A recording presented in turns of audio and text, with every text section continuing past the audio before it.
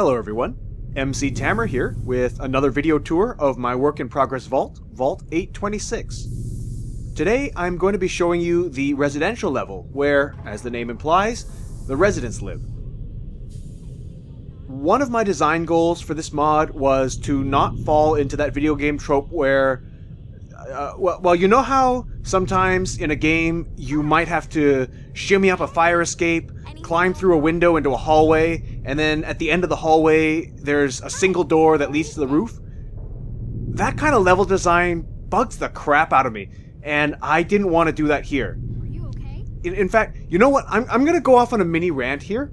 I hate it when video games advertise the expansive size of their maps without giving any consideration to putting interesting stuff in it for people to do. Like, oh, our map is 500 square kilometers, the largest video game map ever made. Like, that's great, but how about giving us some stuff to do?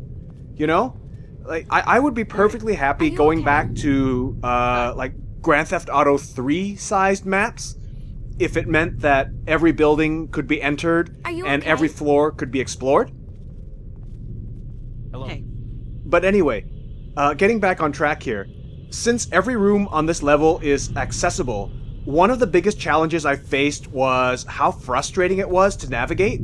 The vault is symmetrical on two axes, meaning that everything looks the same and it's very easy to get turned around. So what I decided to do was just divide the residential level into 4 districts, or neighborhoods, if you like. So, for instance, here we have Northview, and over here we have Eastridge. I also made Southwood and Westdale, which we'll pass through later.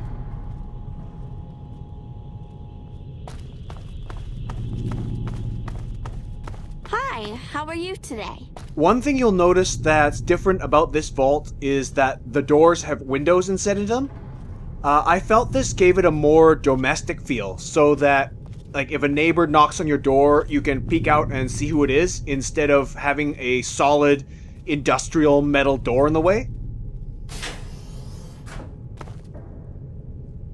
So this is what a typical room in the vault looks like. There are 2 standardized designs, this one and a mirrored counterpart. Because there are 20 rooms on this level and I really didn't feel like furnishing each one individually, one of these rooms will be one that the player can either buy or earn somehow, and the rest are just copy-pasted. Starting off in the bedroom, we can see that each room is set up for double occupancy, with 2 beds and 2 dressers. There's shelving and a trunk for storage. Moving into the bathroom, each unit has its own toilet, sink, and shower, instead of communal facilities like some other vaults have. And the showers actually work.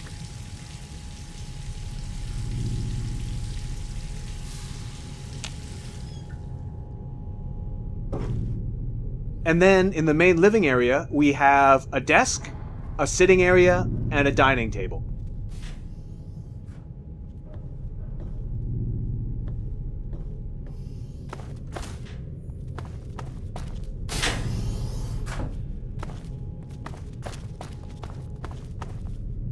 Up these stairs are the Overseer's quarters. The Overseer doesn't live all that much more extravagantly than the other residents, and the overall square footage is more or less the same. Here we can see the same sitting area and dining area. Then we have the bedroom in here, along with a desk and terminal, and the same bathroom as everyone else.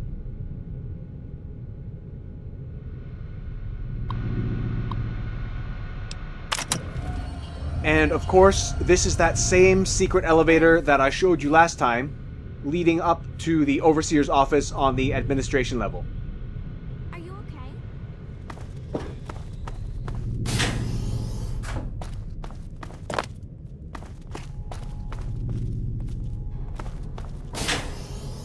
Here's a look at the second standardized room variant. As you can see, it's exactly the same layout, just mirrored. Since a typical vault can house upwards of 1,000 residents, I imagine that in real life, this vault would have multiple levels just like this one, but I figured one was enough to give you the general idea.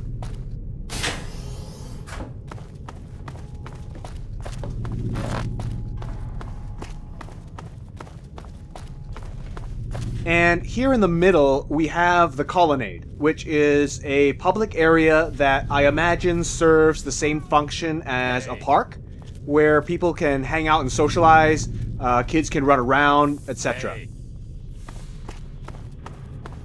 What are you doing? And up these stairs is the honeymoon suite.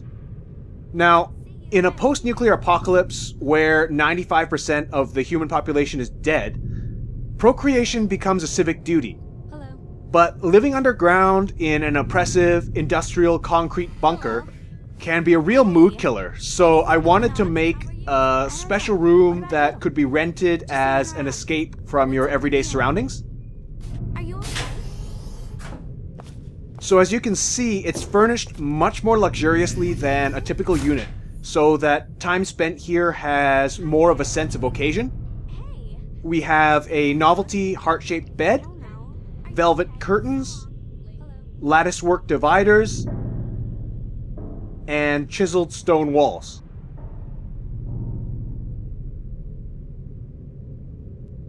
Hi. How are you today? Are you okay?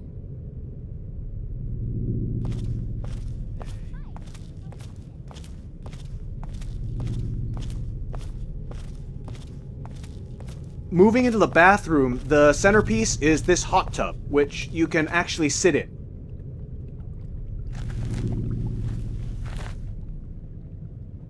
It looks fine in third person, but for some reason when you switch to first person, your view gets tilted like this. I'm not sure why. If anyone can tell me how to fix this, I'd appreciate it. But I suspect it's because the floor sit marker that I'm using is designed for NPCs only. Like there's no player usable furniture in the game that uses this marker, so I suspect it's just not set up for it.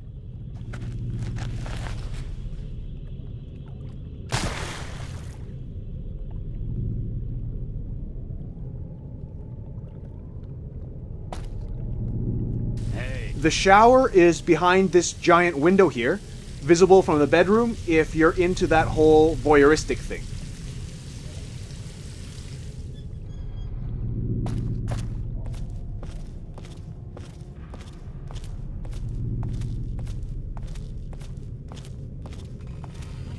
Lastly, this control panel here controls the suite's various extra functions. So for instance, we can turn on mood lighting.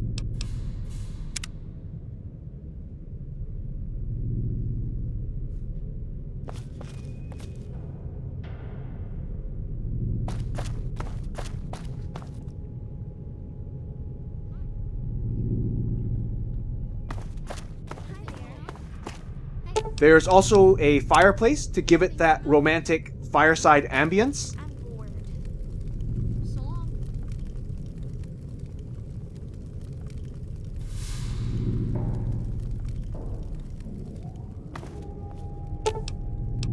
And there's also mood music.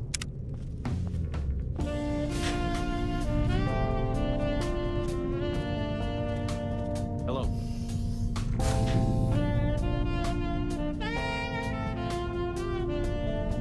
If anyone knows of any more smooth saxophones, slow jams that are either licensed under Creative Commons or in the public domain, please let me know. I only have 2 songs at the moment that will repeat over and over again. I'd like to add at least one more for variety, so if you know any, please give me a shout. Hi. How are you today?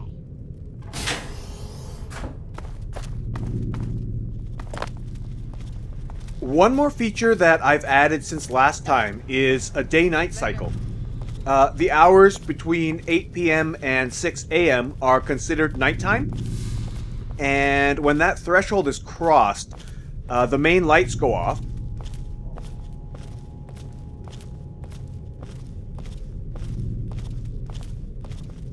And bedroom blinds are drawn. This gives the vaults a more lived-in feel, and I also implemented it on the previous levels. So for instance, at night, the overseer's office is closed, and the lights turn off. The counselors all go home, and the lights in the council chamber go off as well. And moving forward, I'm going to implement this same system on all future levels. So that concludes this video tour of the residential level. I hope you enjoyed it. Thank you very much for watching, and I hope you have a great day.